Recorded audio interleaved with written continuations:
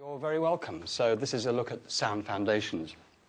Now, a few words about this approach, and then we are going to work through a lesson. Now, the approach, the idea is to take pronunciation out of the head and into the body. That's the first thing. To make pronunciation a physical activity, not just a mental activity. So that's number one. And I have a kind of thought that one of the problems with teaching pronunciation is that we keep it as a mental activity. Indeed, at universities, phonology courses are often taught as mental activities. So, take pronunciation out of the head into the body. This means that we are using the muscles. We're making it a physical activity and focusing on the muscles. So, one of my aims, and you'll see this right at the beginning of the lesson, is to make a connection between the head and the muscles, to find where the muscles are. Next thing is, when we attend to muscles, muscles work by moving, and when things move, they're visible.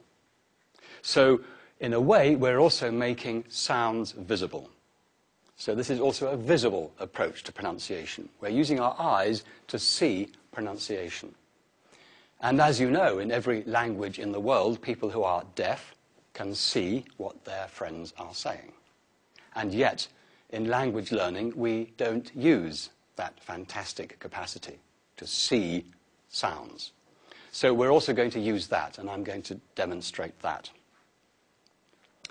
So we make pronunciation physical, we make it visible. All right, so those are two very important things.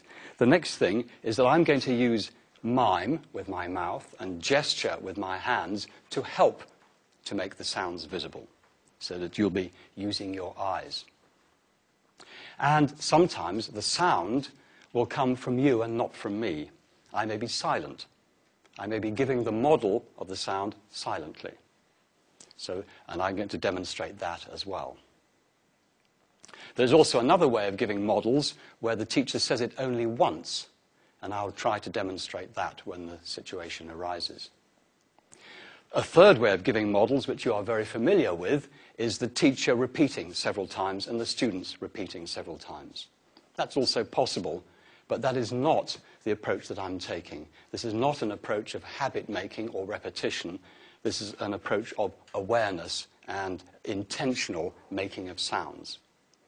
I just want to kind of point that out first, but I'm going to demonstrate all of this in a moment. The model that we use, which English is it going to be? Well, it's the English of the teacher, in this case, this one.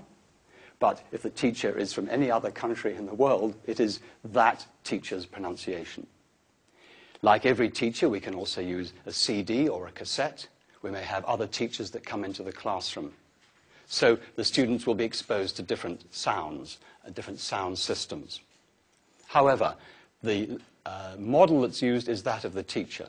So when the teacher uses this chart, the teacher puts his or her own sound onto the symbol. When a Scottish person uses the dictionary, they see these symbols, but they make their Scottish sounds, and the same everywhere else.